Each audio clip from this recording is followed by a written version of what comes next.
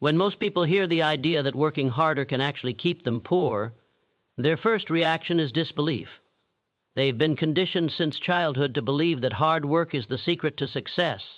But the truth is, hard work without leverage becomes a trap, a treadmill that speeds up WBRF every extra hour you give it. Napoleon Hill warned that labor without intelligent direction becomes wasted effort, and that exactly what happens when you try to force wealth into existence through sheer physical or mental exertion. There is a psychological comfort in believing that more hours will solve everything. It gives you a sense of control. Yet this belief blinds you to the reality that wealth is never the result of effort alone, it's the result of effort multiplied by the right strategy. Most people never realize that the real currency of the wealthy is not time spent, but value created. When you work 80 hours a week, you tie your income to your physical presence. Your earning power becomes linear. 1 hour equals 1 unit of pay. But the wealthy know that true wealth comes from breaking that equation entirely. They leverage skills, systems, platforms, intellectual property, capital, and networks so that 1 hour of thought can produce results that last for years. Working more hours without leverage is like drawing water from a well using a spoon. It doesn't matter how quickly you move, you will exhaust yourself long before you ever fill the bucket. The problem isn't your speed, it's your tools. There's also a psychological illusion that accompanies constant work. When you're always busy, you feel important. You feel productive. You feel like you're moving forward simply because you're moving. But Napoleon Hill repeatedly emphasized that the majority of people fail not because they lack willpower, but because they lack direction. Busyness masks this lack of direction. You feel fueled by motion, unaware that motion without intention leads nowhere. People trapped in the 80-hour grind often say, "I don't have time to think," and that is precisely the problem. Weber-Alth requires thought. It requires reflection, planning, and imagination. If you're too busy to think, you're too busy to grow. There's a deeper philosophical layer to all of this. Human beings naturally cling to what they can measure. Hours are measurable, energy is measurable, sweat is measurable, but ideas are not. Vision is not. Leverage is not. So people gravitate toward the visible and avoid the invisible. They choose the path that feels solid, predictable, quantifiable. And in doing so, they unknowingly choose the path of mediocrity. Wealth, on the other hand, is built in the invisible RBR-eom through decisions, insights, and connections that often show no immediate reward. The person who works 80 hours a week feels more productive than the person who spends an afternoon thinking. Yet history shows that the thinkers built empires while the grinders burned themselves out building being lasting. The world's wealthiest individuals all share a common trait. They understand leverage at a fundamental level. They don't ask, "How can I work more?" They ask, "How can I make what I do matter more?" It's a shift from the mindset of a laborer to that of a creator. A laborer earns by input. A creator earns by impact. And impact doesn't grow from hours worked. It grows from the quality of decisions made during those hours. When you work too much, the quality of those decisions inevitably declines. Fatigue is not just physical, it is intellectual. It narrows your vision. It reduces your curiosity. It kills your ability to question the very patterns that keep you stuck. And here is the great irony. The people who work the hardest often end up with the least capacity to improve their position. They sacrifice the very resource, time, freedom that they need in order to build lever-beer age. Working 80 hours a week drains the energy you need to study new skills, explore new opportunities, build new relationships, or start new ventures. You become dependent on your job because you no longer have the time or clarity to escape it. As Hill famously observed, every person has the power to create a new destiny, but only if they stop long enough to examine their thoughts and choose a new direction. So if you find yourself grinding endlessly, giving every hour of your life to work, understand that more effort is not the path to wealth. Wealth is built when effort meets strategy, when action is guided by thought, and when hours become amplified by leverage. Your goal is not to work harder, it is to work in a way that each hour carries the weight of many, and the moment you shift from linear effort to leverage creation, everything in your life begins to change. The truth is simple. Wealth doesn't reward the person who works the most. It rewards the person who thinks the most. One of the most subtle traps that keeps people stuck in the cycle of overwork is the belief that being busy is the same as being productive. It feels good to be occupied. It feels good to be in motion. And Bardee. When you're reworking 60, 70, even 80 hours a week, you feel like you're redoing everything in your power to succeed. But as Napoleon Hill often warned, action without a definite chief aim becomes nothing more than organized confusion. And that's what busyness truly is, confusion that has learned to disguise itself as progress. When you fill your schedule with endless tasks, you create a psychological shield against discomfort. You avoid confronting deeper questions about your direction, your strategy, your long-term purpose, or even your dissatisfaction. Being busy becomes a hiding place. It's MBRUG easier to drown in activity than it is to sit quietly with the uncomfortable reality that the work you're redoing may not lead anywhere meaningful. The problem is that busyness creates a false sense of achievement. It tricks you into believing you're climbing when, in truth, you're walking on a TRBRE'd. Mill that never moves. The wealthy understand something that the constantly busy rarely see. Growth is a product of clarity, not chaos. High-quality decisions, not high-quantity hours, determine your success. The mind needs space to analyze, to connect ideas, to observe opportunities, to recognize patterns that others overlook. When you're buried in tasks from sunrise to midnight, you rob yourself of that clarity. You become so consumed by the immediate that you lose sight of the essential. At that point, your efforts lose power because they are no longer guided by intention. They are driven by momentum, habit, and exhaustion. There is a philosophical dilemma embedded in the obsession with busyness. Most people associate their worth with their output. They fear being still because it threatens their identity. They fear slowing down because it forces them to confront the possibility that their hard work may not be aligned with their true goals. And so they cling to busyness the way a drowning man clings to debris, not because it takes them anywhere, but because they don't know what else to hold on to. This is why poverty thrives on busyness. When you are constantly occupied, you have NBRO bandwidth left to build something bigger than the tasks that consume you. The rich avoid this trap entirely. They treat their time as an investment, not a container to be filled. Every hour is questioned. Every responsibility is evaluated. They are not interested in doing more. They are interested in doing what matters. They understand that 1 hour spent on a strategic decision can be more valuable than 50 hours spent on repetitive tasks. They protect their mental space because they know it's their greatest asset. They use delegation, automation, and prioritization, not because they were lazy, but because they refuse to let busyness steal their future. When you work 80 hours a week, you don't have time to step back and assess whether your ladder is leaning against the right wall. You climb quickly but blindly, and climbing faster in the wrong direction only takes you further from the lift you want. The wealthy avoid this mistake because they prioritize thinking over doing. They know the difference between movement and direction, between effort and effectiveness, between being busy and being valuable. This is why the cycle of busyness is so dangerous.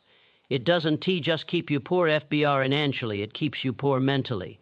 It drains your creative energy. It narrows your perception. It steals the quiet moments where intuition speaks and new ideas form.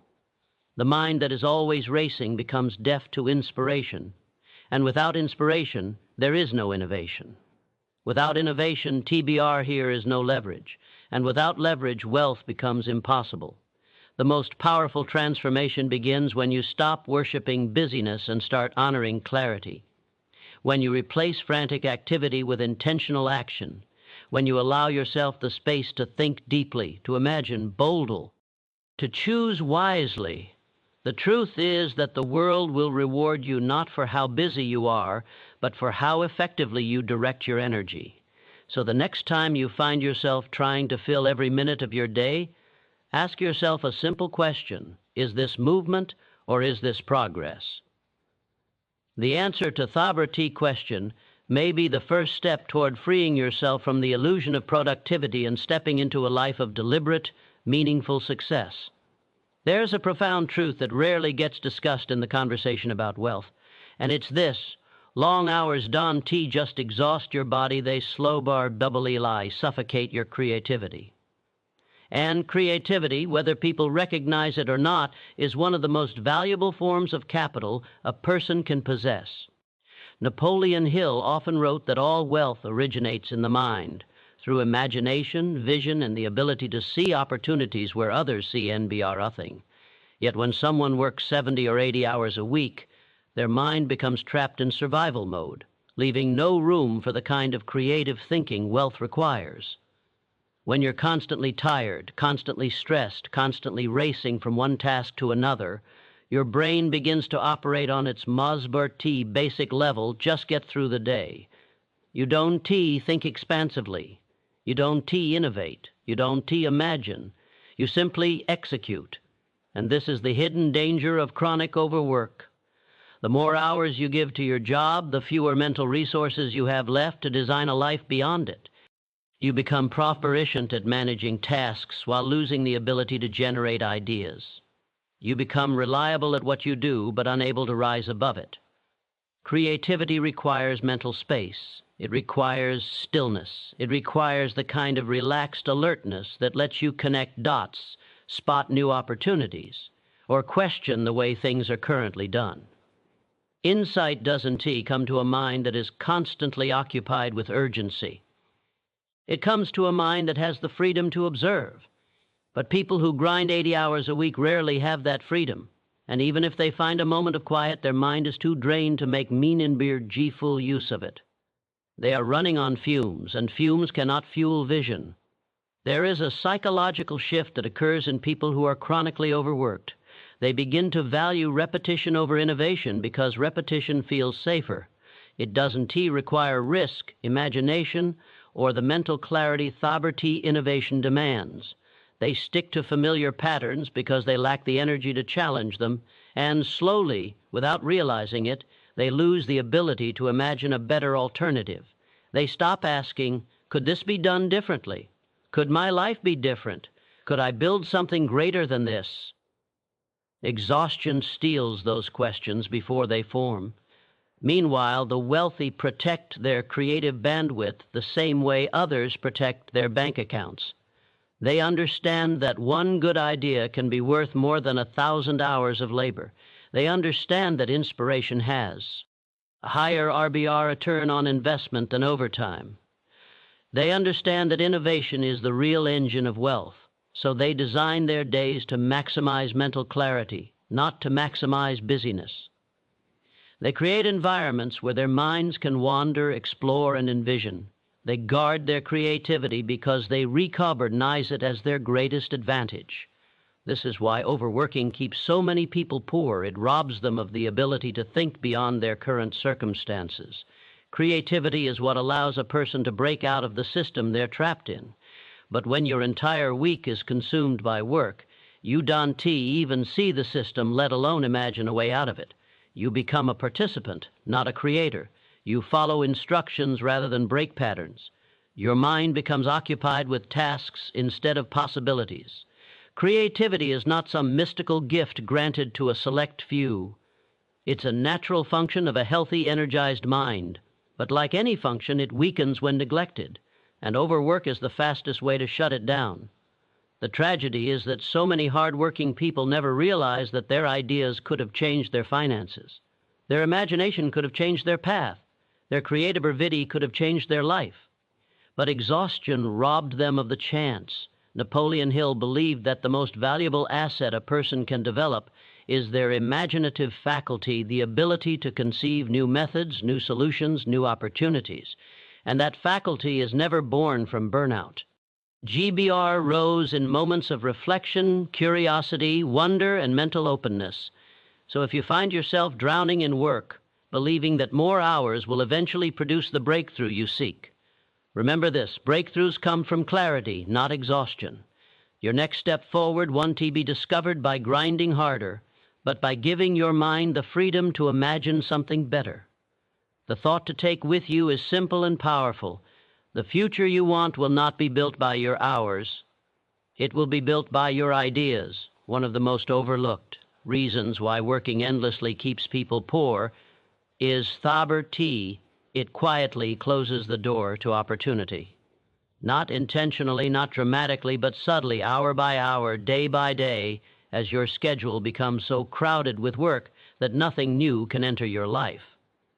Napoleon Hill emphasized that opportunity is a living thing, constantly moving, constantly shifting, and only those with awareness and space in their minds can recognize it. But when you reworking 80 hours a week, awareness collapses and mental space disappears. You become too busy surviving to notice the path that could elevate you beyond survival. When your time is swallowed entirely by work, you start operating inside a very narrow tunnel.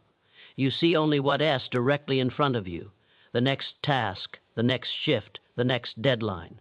You don't have the luxury to step back and ask the bigger questions. Is this path leading somewhere meaningful? Is there a better WI to use my skillsbur? Am I stuck in a cycle that no longer serves me? The wealthy ask these questions constantly. The overworked rarely ask them at all. And it's not because they don't want to, it's because they have no time, no energy, and no mental clarity left to do so. Opportunities rarely shout. They whisper. They emerge in moments of reflection, in unexpected conversations, in flashes of insight, in chance encounters that happen when you not rushed. But a person who works themselves to exhaustion never experiences those moments. Overwork creates a rigid life, predictable, repetitive, and suffocating. Every day becomes a replica of the one before it. And within that repetition, opportunity cannot breathe. There's something psychologically dangerous about living with no space. You begin to believe that what you see is all that exists. You start thinking small, choosing safety over exploration, routine OBR over experimentation. You cling to the familiar because you don't have the time or courage to seek the unfamiliar. And gradually your world shrinks. You accept roles, incomes, and circumstances that you would have outgrown if only you had the bandwidth to pursue something more. Overwork doesn't just take your time, it steals your future potential. The wealthy understand that opportunity requires margin room to move, breathe, observe, and respond. They don't fill every hour of their day. They leave space intentionally. They value periods of reflection as highly as periods of action. They understand that a single opportunity can be worth more than years of labor. So they ensure they are available mentally and physically when it appears. This is why people who grind constantly rarely experience breakthroughs. They don't have time to learn new skills that could increase their value. They don't have time to build relationships with people who could open new doors. They don't have time to explore new industries or ideas. All of their energy is consumed by the immediate demands of their job, leaving nothing for their personal evolution. And evolution is the key. Wealth comes to those who evolve, poverty clings to those who remain the same. Philosophically, the idea that hard work creates opportunity sounds noble, but is only true when hard work is paired with openness, learning, and awareness. Hard work alone can just as easily imprison you. It can numb your intuition. It can blind you to better paths. It can trap you in cycles you never question. Hill wrote that the most tragic loss a person can experience is the loss of their imaginative faculty, their ability to see beyond the present moment. Overwork is one of the fastest ways to lose it. And when people are exhausted, they ache decisions from fear instead of vision. They stay in jobs they've outgrown. They avoid risks that could transform their lives. They convince themselves that now is not the right time, that stability matters more than possibility, that maybe next year they'll make a chang. But next year looks exactly like the present, and so does the next, and the next after that. Without space, change never comes, opportunity never lands, growth never begins. You cannot seize opportunities you don't have time to see. You cannot build a new life when your current one consumes you entirely. You cannot create wealth while living in constant reaction to the demands of the day. So if you find yourself working endlessly and wondering why nothing shifts, understand this: opportunity requires oxygen. It requires space in your mind, time in your schedule, and energy in your spirit. Without those, even the Grieber test opportunity could pass you by without you ever recognizing it. A simple truth remains: your life cannot expand if your schedule never does. One of the most overlooked truths about overworking is that it quietly creates dependence, not just financial dependence, but mental and emotional dependence as well. People often assume that working 80 hours a week proves discipline or ambition, but more often than not, it reveals something else: fear. The fear of losing what little they have, the fear of instability, the fear of taking risks. And when fear drives a person, their entire life becomes as a defensive strategy rather than an expansive one. Napoleon Hill repeatedly wrote that fear is the greatest enemy of human potential because it keeps the mind small, reactive, and unable to imagine a better future. Overwork strengthens that fear by making you reliant on a single source of income, a single routine, a single identity. When all your time is consumed by work, you don't build anything outside of it. You don't cultivate new skills that increase your value. You don't explore new opportunities that might change your trajectory. You don't build new relationships that could elevate your life. Instead, everything funnels into one job, one paycheck, one narrow path. And that narrowness becomes a cage. You become dependent on that job not because it's good, but because you have given away all the time needed to build an alternative. This is the real trap. Not poverty itself, but dependence on the very thing that keeps you poor. Most people misunderstand wealth and poverty entirely. They think wealth is measured in money. But the deeper truth is that wealth is measured in freedom. Freedom to choose, freedom to explore, freedom to walk away. Poverty is not the absence of money, it's the absence of options. And options come from the ability to think clearly, learn continually, and take meaningful risks. But none of those are possible when you're re-exhausted and chained to an 80-hour grind. You can pursue new possibilities when all your mental, emotional, and physical energy is spent maintaining your current survival. Overwork also conditions the mind to expect that survival must come from effort rather than intelligence. You begin to believe that the only way to stay afloat is by giving more of yourself, more hours, more energy, more sacrifice. And that belief, once rooted, prevents growth. It convinces you that anything outside of constant labor is unsafe. It keeps you from investing in yourself, from starting ventures, from experimenting with new ideas. You become dependent on hard work because it's the only tool you believe you have. Yet, as Hill taught, the greatest fortunes were never built by effort alone. They were built by insight, strategy, and courage. The wealthy avoid the dependence trap because they understand that time freedom is the foundation of all other freedoms. They protect it fiercely. They know that if their entire life revolves around one job or one income stream, they have no power. They design their lives so they can walk away from anything that no longer serves them. They diversify their skills, their income sources, their knowledge, and their relationships. They invest in themselves so deeply that they are never owned by Thyber work. And this is what gives them autonomy, the very thing overwork steals from everyone else. There's also a subtle psychological dependency that forms when your identity becomes tied to how much you work.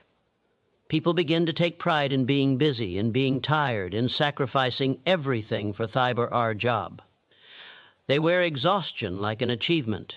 They confuse self-worth with output. And once that identity takes hold, it becomes nearly impossible to step away. The idea of working less feels like weakness. The idea of pursuing something new feels like betrayal.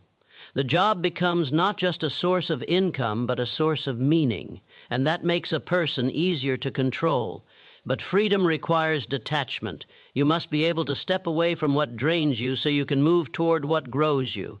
If your job consumes all your time, you can detach. If your job defines your value, you detach. And if your job becomes the only place where you feel productive, you will never detach. This is why overwork is so dangerous. It convinces you that you have no choice, even when you do.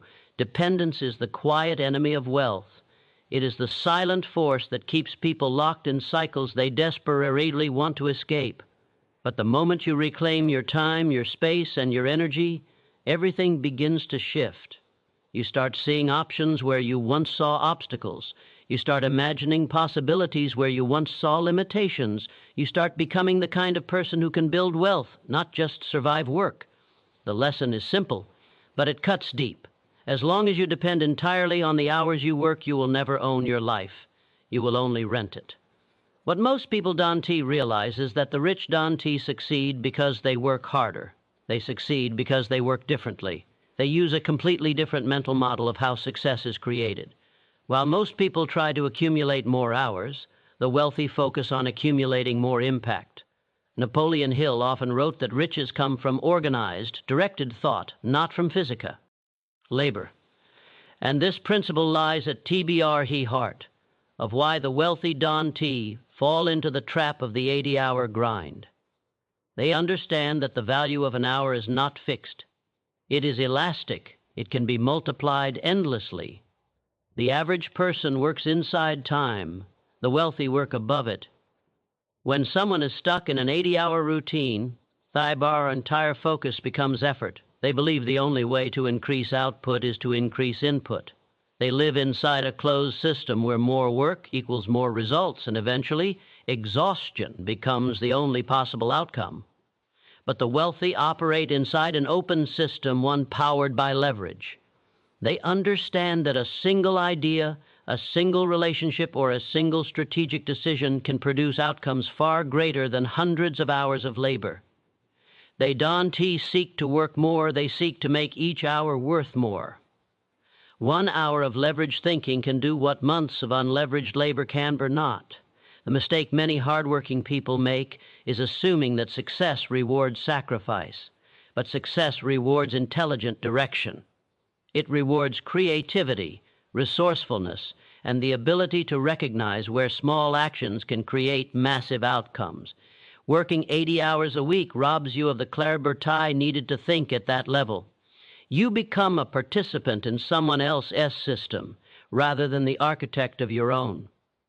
You spend your days responding to demands instead of designing your future. It's not that the wealthy avoid work, they avoid work that traps rather than work that compounds. Thurber E. A philosophical depth to this idea. Human beings are conditioned to believe that what they can control most easily, their effort, is the primary driver of results. It feels empowering to say, I'll just work harder, it's measurable, it's visible. But the greatest forces behind wealth are invisible. They are intangible. They are rooted in thought, imagination, strategy, and relationships. Hill emphasized that the mind is the ultimate creator of wealth, but a mind buried in constant labor is unable to operate at its highest capacity. Overwork numbs your perception. Leverage sharpens it. The wealthy build systems that free them, systems that allow money to move without their constant presence, systems that turn their skills into assets rather than hourly wages, systems that transform their ideas into products, partnerships, technologies, or investments that continue working even when THBR/EY are not. Meanwhile, the person grinding endlessly remains trapped in a cycle where income stops the moment they stop. That is the ultimate definition of financial fragility. The rich design their lives to escape that fragility entirely. What's remarkable is that this difference in thinking affects everything. It affects how people use their time. It affects what opportunities they recognize. It affects who they surround themselves with. When you work 80 hours a week, you protect your schedule, not your potential. When you work like the wealthy, why? Protect your potential, not your schedule. Your priority shifts from being busy to being effective, from doing more to doing what matters, from working in the system to building a system that works for you. And the truth is, none of this is reserved for a select few. Anyone can begin thinking this way. Anyone can learn to shift from limber ear work to leveraged work. Anyone can start asking better questions. What activities produce the greatest return? What skills multiply my value? What relationships expand my opportunities? What systems can I create today that will reduce my workload tomorrow? These are the questions that lead to Weber Alf. Not how many more hours can I add? Napoleon Hill taught that every person possesses the potential for greatness, but that potential can only be unlocked through directed, purposeful, liberated thought. Overworking cages that potential. It keeps your mind focused on immediate demands instead of expansive possibilities. But when you step back, rethink your approach, and begin operating with leverage, your world begins to shift. Your hours become heavier with meaning. Your decisions become sharper. Your path becomes clearer. The fundamental truth remains. You don't get rich by grinding. Haber Ardir, you get rich by elevating the power of each hour you live.